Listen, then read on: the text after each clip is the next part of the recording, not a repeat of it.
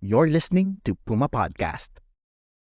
Nakaligo ka na ba sa dagat ng basura? Nagpasko ka na ba sa gitna ng kalsada? Yan tayo.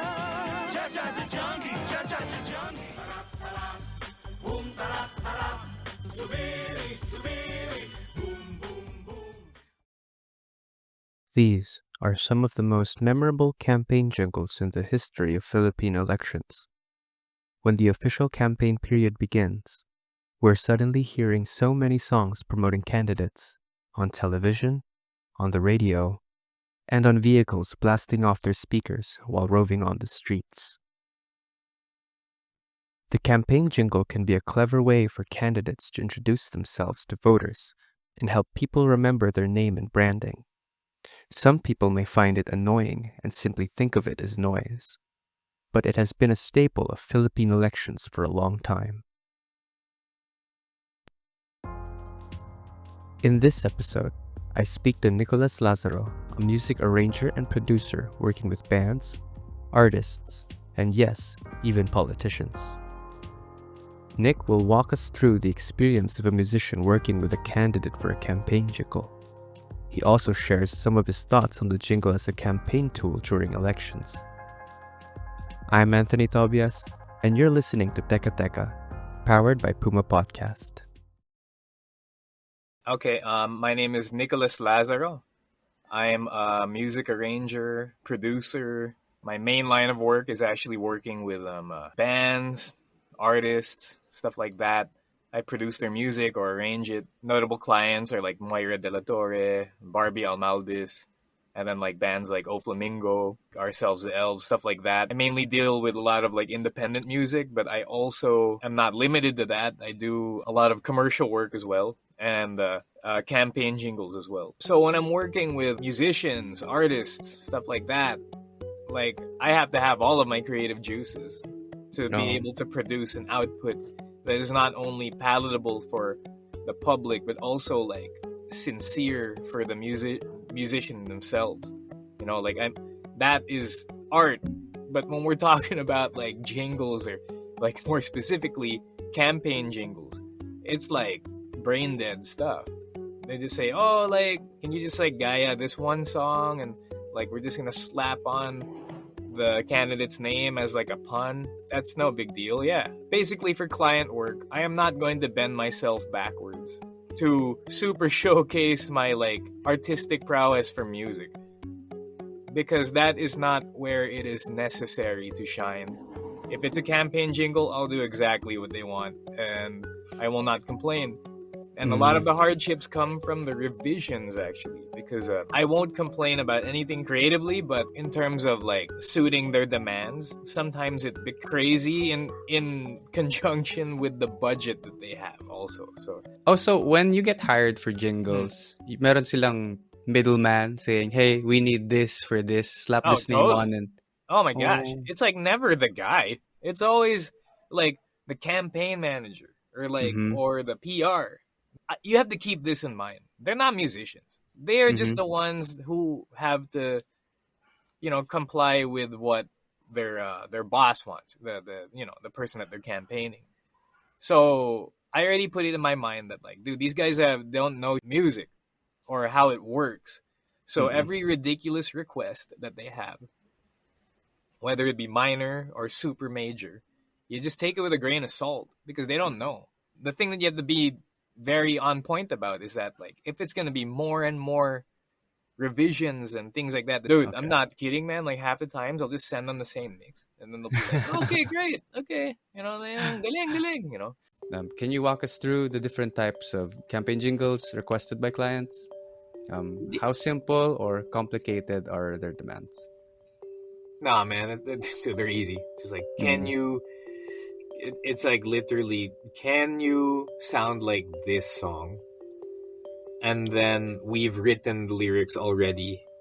Can you just direct the vocalist to sing this properly? So it's just pretty clear-cut stuff. A lot of the creativity comes from the actual like campaign either manager or like whoever is like like kind of doing the doing the PR, I guess, for the candidate. They have their own team. I guess because I'm coming from the arranging and like just production part of it. So like I just basically have to make it come to life. And for me, I don't want to toot my own horn, but like for me it's very easy. It's just like, okay, I hear a peg, I'm like, boom, this is what it needs. I'm gonna make that music. And then after that, like they give me the talent. Now here's the thing, like probably like 8 times out of 10 they're gonna give you a talent who is not capable of what you want them to do. So they'll be why does this sound like this? And I'm like, well, because the person you provided sucks. Like, so what I have to do, I say I have a pool of talents that I already know, but you have to give this budget. Now, sometimes they will have budget, and sometimes they'll really lowball you. But because I also want to get the project done, I gotta like beg my friend, like, dude, please, can you just do this for me so I can get paid for this? And like a lot of my friends are like, oh, you know how much I get paid for stuff like this? And I'm like, dude, come on, like I'll do something for you. What are your thoughts about candidates who use songs as jingles without permission? Honestly, I mean, like if it's like a very prominent Pinoy song or something local that they've, kind of parodied or bastardized or whatever, that's bad. Just for the sake of it, stealing that person's art. But if it's like something like super famous and like the artist has already gotten like $1 million out of it, like, like if it's like Madonna or something, or if it's like U2, number one, I don't think Madonna or U2 is gonna go hunt down like, candidate number 42 of Barangay Pilar, so like if it's something like that, I don't think it's a big deal. It'll be heard once and then it won't be heard ever again.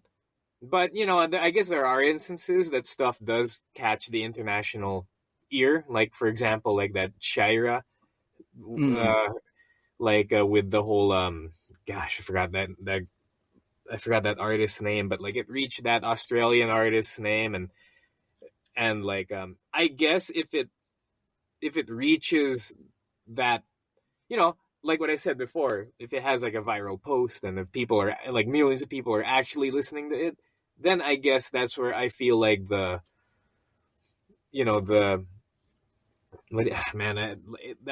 where the fault will really come shine through. There's a recent case of a candidate using an existing song and altering it using AI. What do you think about this? It's like a totally different spectrum of work. If people start using AI for like actual songs or like for okay, here's what I think, okay?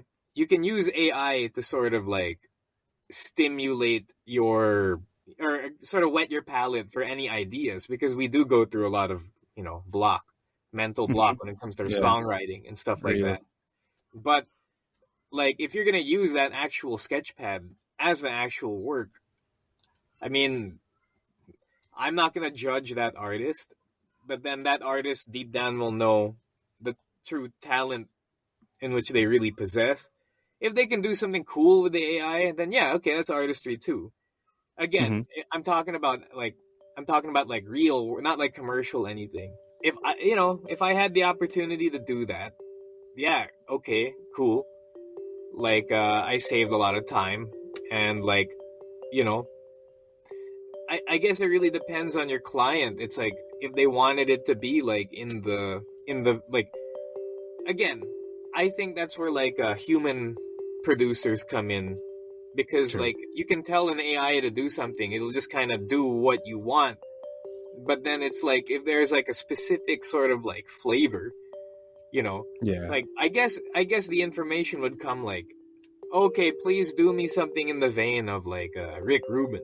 Like, can you make this in a Dr. Dre style? Because there's like literally, tons of that. thousands of remixes and the actual songs themselves that are on the internet. But then like, let's say it's like some person really loved what I do professionally as like Nick Lazaro. I mean, like I don't think I have that much on the internet to like sort of like be AI'd up. I mean, I wouldn't know actually. I might be scared, but like that's the only concern. Yeah, AI is scary, but it Oh, can be it is smart very at scary. times. It can be smart at times to use for like asinine. Again, a lot of these campaign people they like dealing with human beings too. So if I were to cheat with the AI, and if the AI did something that I can't change or re-replicate, then I'm screwed because I didn't use a real talent. So there's a lot of other stuff that you got to be careful when it comes to those things, or the process. That's why I'm old school. Like I just do it human style, and I just do everything from my head and with all my resources and stuff. I also ask Nick how he navigates the tension between his political stances and the politicians he works with. We'll hear his answers after a quick break. Most of the time when I am approached to do work for a certain candidate, it's like I mean, to be honest, I don't really know exactly who they are or like what their stance is. It's kind of hard for me to do the research because these people are not exactly super mega prominent, maybe like outside of their barangay, or maybe, or like their municipality or whatever. So I've never really worked with anybody huge, but I've had these. I uh, I work a lot with like those like roving campaign, like little Oh like yeah, the the ones. FXs, and they blast the Uh, music all the time and stuff. So, I mean, to be honest, I mean, I could be working for like the worst type of person, and then like I wouldn't know because usually when they approach me, it's just online. They just give me the name of the guy and they tell me the song to make gaya lang. So, moral wise, it's like, I mean, yes, I would feel terrible and I would not work. Like, for example, if it's somebody like, man, I don't want to say too many names, but if it's somebody like obviously terrible, somebody that's obviously not aligned with my political views, or like someone who's just like so heinous that you're not supposed to work with them at all, like mhm. yes, I will stay true to my belief and not go ahead and work for them. But if it's like minor people, and like I kind of have no idea who they are, and you know like, and if the money is all right, then I'll go ahead and do it, because to be honest, like the campaign jingle stuff is like really easy. So when Yes, you're but talking about like political stuff, it's like, dude, it goes through so many tiers of like, okay, the campaign manager, and then like the PR, and like and then like the whole party in general. Like it has so many things that they want to change, and you know I mean, you just got to kind of roll with it. But what happens if in the process of making a jingle, you realize that the candidate's values do not align with your own? In terms of jingle writing yeah, like and campaign specifically for jingles. campaign stuff, Yep. man, no, I don't care about compromise. They want me to change something, I'll do it.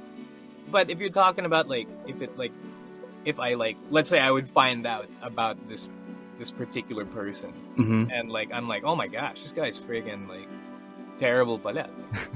Then I would humbly and professionally just say, I have to kindly step down from this project, and I will put you in the direction of another, like, production guy Mm-hmm. that will gladly help you with this. And like I'm okay without accepting any more money, or accepting money at all, because this is like totally against my beliefs. I'm not gonna go on like Facebook and like rant and do all these things, and like put Mm-hmm. myself out there, and like kind of compromise myself. Like, kahit if my beliefs are like very sound, ranting about that stuff will do more harm to my career than anything. So Mm-hmm.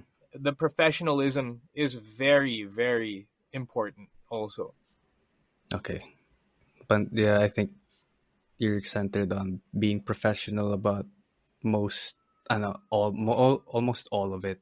The only way I would not be professional is if like they showed unprofessionalism to me.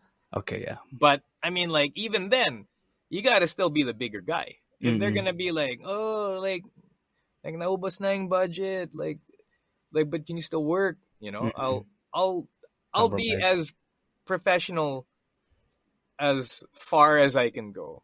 So let's say you're just starting out, then you get offered like a big pile of money by this really corrupt politician Hmm. to create a jingle. So how do you maneuver your way through the music, through this kind of scene now without knowing anything since you're new? Hmm. Like let's try to put it in a perspective, yung walang alam. Okay. Well, okay. If I was like totally new, but I still did not want to expose the facts and work for some guy who gave me a fat pile of money. Mhm. The whole number one smart thing to do would be like not post on Facebook that yo I did this jingle, you know.